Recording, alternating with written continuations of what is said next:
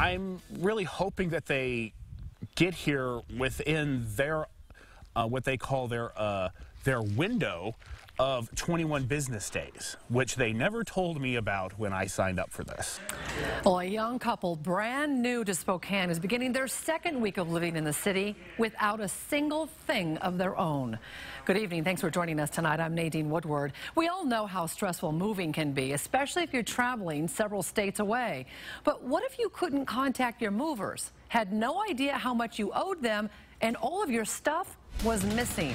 Jack Ferris working for you with the story you'll see only on KXLY4. And Jack, the situation for these new residents they found themselves in is really a nightmare. Nadine, when I drove out to the house this morning, I felt bad for them. Then when I got there and I heard their story, I was horrified. And the worst part is, it sounds like it might get even worse.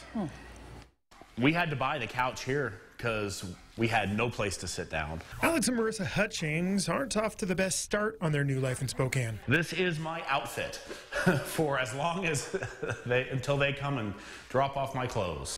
The nightmare began earlier this year after the couple decided to relocate to the Lilac City from Reno so Alex could attend Gonzaga Law School. I contacted this moving company, Long Distance Movers Incorporated, and they gave me a great quote. So the Hutchings agreed to the $1,750 price tag, and just like that, they were locked in. So they showed up as a surprise to me.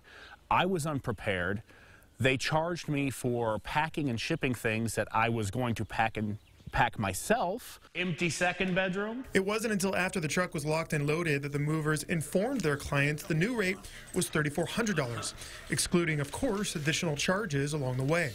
After 2 payments, Hutchings has paid a total of just over $2,200. And when they show up, I owe them the balance, and I have to pay that in cash. With their hands tied, the young couple made their way to Spokane with the clothes on their back and their 2 dogs, Jody and Romeo. They arrived last Thursday. The truck is nowhere to be found. I've called them at least 10 times, and every single time I do, they tell me we can't get a hold of dispatch. So we'll try to get a hold of them and call you back.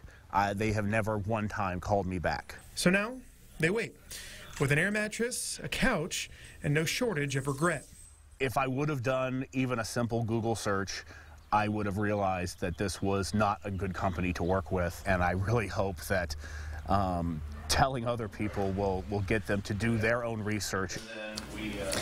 Again, the time frame the Hutchings were given after their property was packed up was 21 business days or a month to get from Reno to Spokane.